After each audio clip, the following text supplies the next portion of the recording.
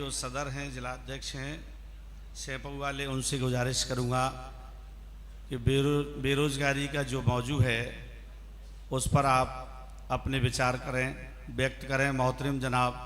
राजू भाई, जिलाध्यक्ष धौलपुर।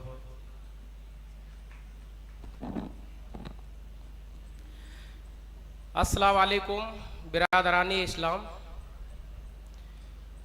जैसा कि अभी यहाँ पर जो निजामत कर रहे हैं, सर ने हमें बोलने का वक्त दिया है। वक्त चूंकि कम है, टॉपिक भी हमारा फिक्स है। एक बात उससे पहले कहना चाहूँगा, आज से ठीक 1 महीने और कुछ दिन पहले 27 जुलाई जौरा का महाअधिवेशन, और उस दिन पास किए गए कुछ प्रस्ताव, वो 14 प्रस्ताव 11 ही थे। ग्रुप में कई बार चर्चा हो जाती है कि 11 या 14 और 11 एक ही बात है। 11 को 14 इसलिए बना दिया गया है कि पहले 11 में कुछ और मौजू, जैसे 2 को जोड़ करके 1 बना दिया गया, तो बाद में उनको अलग अलग करके क्लियर करने के लिए 14 कर दिए गए हैं। तो देखिए, और उससे और थोड़ा सा पहले की बात करूं तो मुश्किल से 2 से 3 महीने 4 महीने रफीक सर बैठे हुए हैं जौरा से, और उस ग्रुप की बात करूं तो हो सकता है 4-5 साल, 4-5 साल से एक ग्रुप बना नीलगर रंगरेज समाज का एमपी के अंदर। कुछ लोग जुड़ते चले गए, वो बिल्कुल नॉन एक्टिव स्थिति में था। जौरा के महाअधिवेशन से ठीक 3-4 महीने पहले लोगों के जहन में ये बात आई कि वास्तव में कुछ बुराइयां हमारे समाज में हैं, जो आज को देखा बहुत सिंपल जो बातें थी, सिंपल जो बुराइयां थी, ऐसी चीजें जिनको समाज तुरंत मान करके और उनको छोड़ देगा, उनको नेग्लेक्ट कर देगा, उनको अलग कर देगा अपने सामान्य जीवन से। और सबसे बड़ी बात, वो प्रस्ताव पास भी हो गए, क्योंकि उन प्रस्तावों को पास करने में कहीं किसी को कोई प्रॉब्लम नहीं थी। पर आप देखें कि 27 तारीख जुलाई के महीने की और आज 31 तारीख अगस्त के महीने की,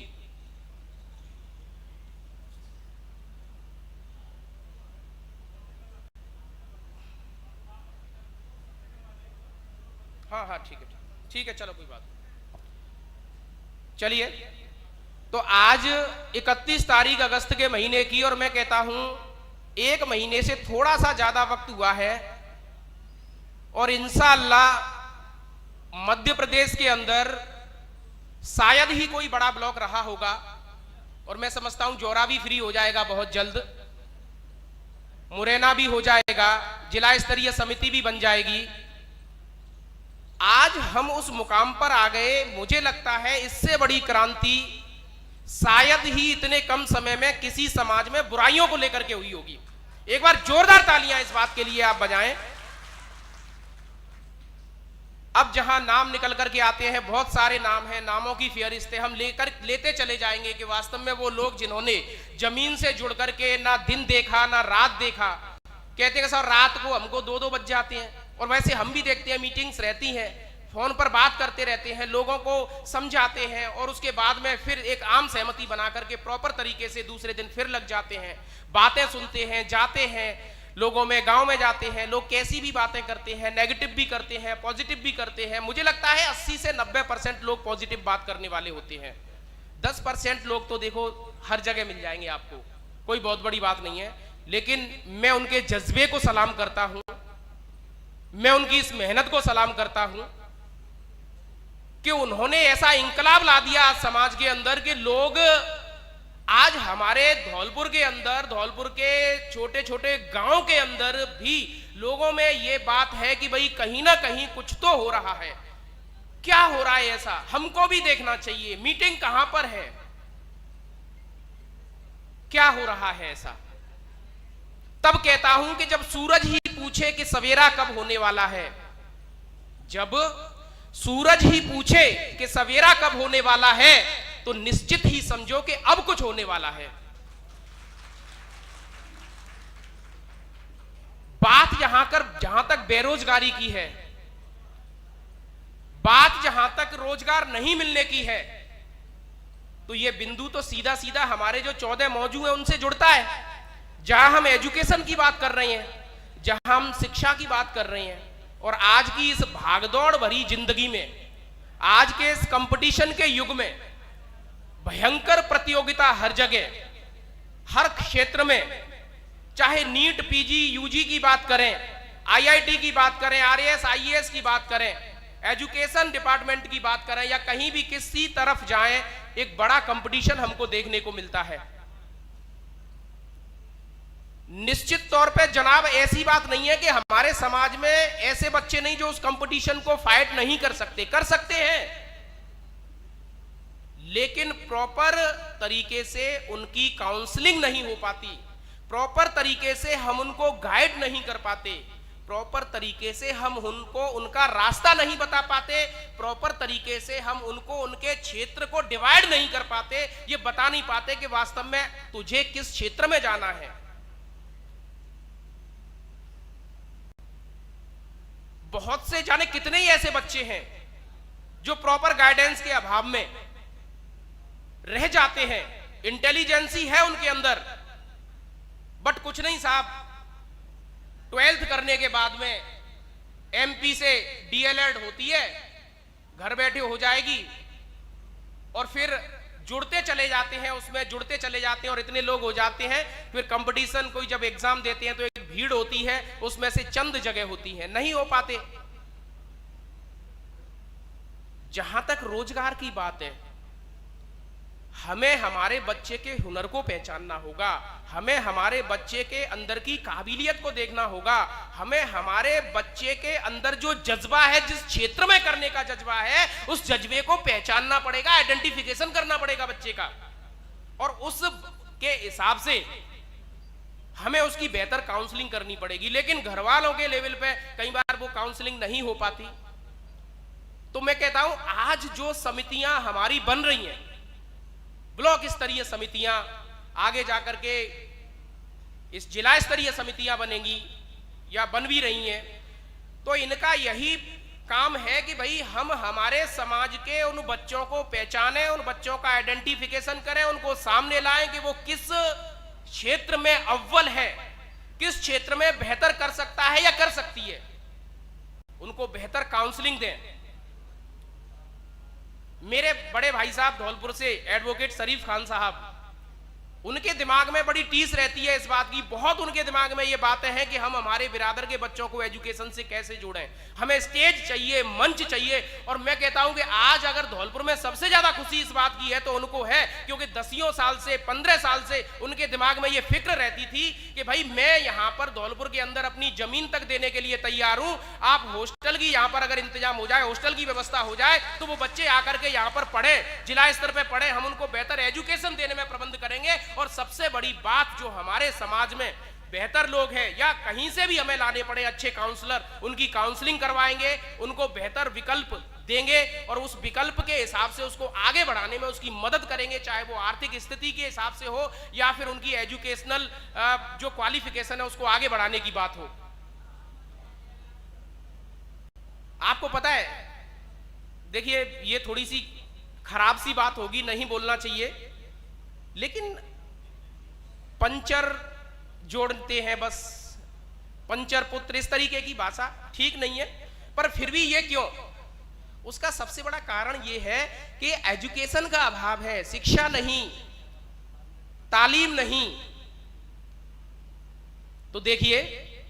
मेरी गुजारिश इस मंच के माध्यम से यही रहेगी कि अगर मुझे बेरोजगारी से निजात कर रोजगार की तरफ आगे बढ़ने का यह मौजू दिया गया है, तो यहां सबसे पहला प्रयास तो हमारा कमेटियों के माध्यम से यह होना चाहिए कि हम तमाम बेकार की बातों को, बुराइयों की बातों को, फालतू की रस्मों रिवाज को, जो खूब हम इनको प्रचारित और प्रसारित कर रहे हैं, इनको दूर करके और बस एजुकेशन पे लग जाएं, पढ़ाई पे लग जाएं। और उसमें भी ये देखें कि कोई बच्चा ऐसा भी हो सकता है जो वोकेशनली ज्यादा ट्रेंड है, व्यावसायिक रूप से बेहतर कर सकता है। जरूरी थोड़ी है कि यूपीएससी में ही हर बच्चा जाएगा, जरूरी नहीं कि हर बच्चा डॉक्टर बनेगा, जरूरी नहीं कि वो इंजीनियर बनेगा या प्रोफेसर बनेगा। कुछ बच्चों के अंदर ऐसी काबिलियत भी होती है कि वो बहुत अच्छा मैकेनिक हो सकता है, वो बहुत अच्छा सॉफ्टवेयर का काम कर सकता है, हार्डवेयर में उसकी दिलचस्पी है, पर लेकिन उसके अंदर की इस क्वालिटी को तो हमें पहचानना है।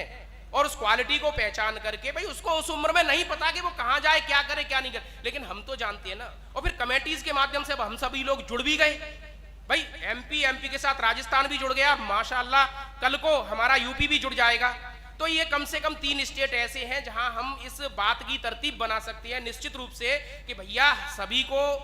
जो बच्चे हमारे बहुत बेहतर कर रहे हैं, अच्छा कर रहे हैं और बहुत अच्छे अलग अलग क्षेत्रों में अपना नाम उन्होंने कमाया हुआ है, तो उनको क्या और बेहतर उनके लिए काउंसलिंग हो सकती है, क्या और उनके लिए रोजगार के नए नए अवसर दिए जा सकते हैं। तो यहाँ पर एक ये विशेष बात मंच के माध्यम से जो मैं कहना चाहता हूँ आपसे कि भाई कमेटी के माध्यम से काउंसलिंग के कार्यक्रम जगह जगह पर आयोजित करवाए जाए।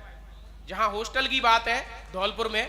तो वहाँ भी हमारा ये प्रयास है भाई साहब के माध्यम से कि वहाँ भी अगर बच्चे हमारे पढ़ते हैं डिस्ट्रिक्ट लेवल पे, तो उन बच्चों के ग्रुप बना करके या फिर एक समय निर्धारित करके वो पूरा टारगेट सेट कर लिया जाएगा, पूरी टाइमिंग सेट कर ली जाएगी कि कब कहाँ कैसे क्या करना है। और हो सके तो हम लोग गांव में भी जाकर के अगर एक जगह इकट्ठे हो जाते हैं किसी बड़ी जगह पर, तो उनको जगह जगह काउंसलिंग देनी है, बच्चों को समझाना है, उनके दिमाग में ये लेकर के आना है कि आप कहाँ बेहतर कर सकते हो। और एक सबसे बड़ी बात बताऊं आपको, जो हम सर्वेक्षण हो रहा है हमारे धौलपुर में भी चल रहा है, आपके यहाँ तो करीब करीब समाप्ति की ओर है। बहुत बड़ा काम है ये, जो हमने 1 महीने के अंदर निपटा लिया, 1 से 1.5 महीने में ये काम कंप्लीट कर लिया। बहुत बड़ी बात है सर्वेक्षण का, सरकारी मुलाजिम नहीं कर पाते, देखा है हमने खूब सर्वेक्षण, SIR का काम कर रहे हैं, बाकी सब वोटिंग लिस्ट और पता नहीं क्या क्या सारी चीजें हम लोग करते हैं, लेकिन नहीं हो पाता। लेकिन हमारे लोगों को आप देखो सामने से फोन करके कह रहे हैं कि साहब हमारा पर्चा लेकर के हमारे पास कोई नहीं आया। तो सर्वेक्षण जैसे हो जाएगा तो हमें पता है कि उस परिवार में कितने बच्चे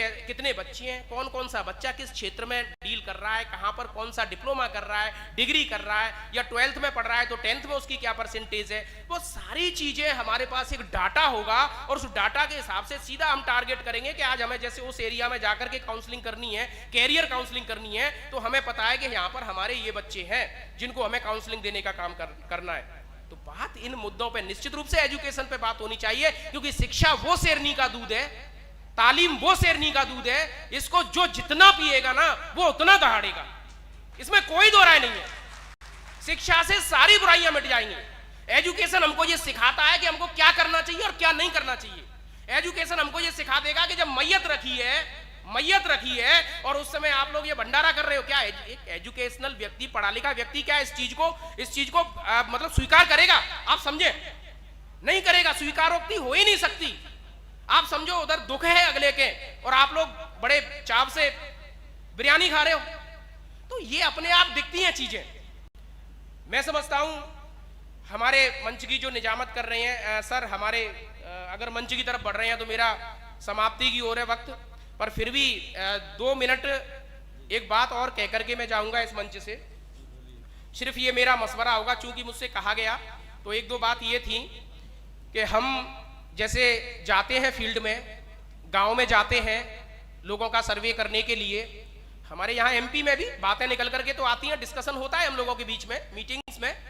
तो कई बार आता है कि साहब कुछ ऐसी भी बातें हैं कि आपस में हमारे बिरादर के लोगों में ही किसी ना किसी मसले को लेकर के झगड़े हैं। वो व्यक्तिगत बातें हैं, मुद्दे हैं, ठीक है, वो उनके द्विपक्षीय मामले हैं, पर फिर भी अगर जैसे मान लीजिए लड़की का ही मामला है, किसी की बेटी घर बैठी हुई है, शादी के बाद लड़के पक्ष ने उसको छोड़ दिया, 5 साल हो गए, 4 साल हो गए, 10 साल हो गए, और अभी भी कोई ऐसी स्थिति नहीं बन रही कि भाई उनका आपस में समझौता हो जाए। काफी खर्चा हो गया, न्यायपालिका कोर्ट में उनका चल रहा है केस। तो देखो ऐसी स्थिति के लिए एक सुझाव मेरी तरफ से है, क्योंकि बातें ऐसी आती हैं कहीं ना कहीं आपके जहन में भी होंगी। तो जब हमारी कमेटी बन ही रही है, जब हम लोग एक जगह इकट्ठा हो ही गए, जब हम सारी बुराइयों को दूर करने की बात कर ही रहे हैं, तो कहीं ना कहीं हमारे लोगों के बीच में, हमारे बिरादर के लोगों के बीच में भी वो प्रेम, वो अपनत्व, वो भाव आ जाना चाहिए कि हम एक दूसरे के लिए करने की कुव्वत अपने अंदर लेकर के आए। तो उसमें ये हो सकता है कि दोनों ही पक्ष अगर मान लीजिए अपनी अपनी बात लिखित में अगर दें कमेटी को, जिस कमेटी के क्षेत्राधिकार का वो मामला है, जैसे ब्लॉक कमेटी विजयपुर का कोई मामला हो सकता है फॉर एग्जाम्पल, तो वो लिखित में दे, तो कोई एक निश्चित दिन और तारीख तय करके उनको बुलाया जाए, उनसे जुड़े हुए रिश्तेदारों को भी बुलाया जाए, या हमारे यहाँ से जैसे जिले से भी लोग पहुंचे, बाकी लोग भी, एक समझाने का काम, एक मशवरे का काम, जैसा कि जनाब अफजल साहब ने अभी बात कही थी, तो हम कर सकते हैं। और ऐसी बात नहीं है कि वो मानेंगे नहीं, समाज से बड़ी कोई चीज नहीं है। जब समाज का प्रेशर चार लोगों के बीच में आता है ना, पीछे क्या बात थी, किसकी गलती किसकी नहीं गलती, अरे दोनों पक्षों की गलती है, तभी तो आप यहाँ पे बैठे हो। एक पक्ष की गलती होती, दूसरा अगर ठीक होता तो फिर तो बात बनी जाती, कहीं ना कहीं दोनों तरफ से। बट उस सारी बातों को बिल्कुल दरकिनार करते हुए, बिल्कुल पूरी तरीके से भूलते हुए, और आज आप जब बैठे हैं हमारे सामने, तो हम ये चाहते हैं कि साहब, या तो अगर व्यवस्था हो सकती है तो आप एक हो जाएं, नहीं तो कहीं ना कहीं आप अलग, अंतिम रूप से बिल्कुल लास्ट में, जब नहीं लग रहा कि साहब किसी भी स्थिति में ये नहीं हो सकते, तो अलग करने की बात भी। लेकिन ये सब मशवरे वाली बात है, हम उनको कोई दंड नहीं दे सकते, न्यायपालिका नहीं है, हम जुडिशियरी नहीं है, कोर्ट में नहीं बैठे हुए हैं, जज के रूप में नहीं बैठे हुए हैं। लेकिन हाँ, एक समझौते से कुछ प्रयास हमारे ऐसे किए जा सकते हैं। बाकी बहुत बड़ा काम है ये, हमारे बड़े बैठे हुए हैं यहाँ पर, आप सभी लोग बैठे हुए हैं, जो भी मशवरा हो सकता है। यहाँ किसी प्रकार का ये भी नहीं है कि साहब ऐसा बिंदु पास किया जा रहा है, नहीं, कोई बिंदु इस प्रकार का पास नहीं किया जा रहा है, उन्हीं मुद्दों पे चर्चा है। अगर आगे हमारी मीटिंग्स होगी, बीच में मैंने चर्चा डाल दी है आपके सामने, कल को जैसे आपस में भी एक बात होती है, उठती है और निकल करके अगर आती है, तो इसको मौजू के रूप में आगे आने वाले किसी भी अधिवेशन में इस तरीके की बातें रख ली जाएंगी। तो ठीक है साहब, बहुत बहुत शुक्रिया, बहुत बहुत शुक्रिया। अस्सलाम वालेकुम। बहुत बहुत शुक्रिया जनाब राजू सर, आपने अपने मौजू पर विभिन्न पहलुओं को दृष्टिगत रखते हुए विस्तार से और कम समय में और सारगर्भित उद्बोधन आपके द्वारा दिया गया। अगले वक्ता के रूप में मैं आमंत्रित कर रहा हूं सबलगढ़ से मोहतरम जनाब रशीद सर को कि वे आएँ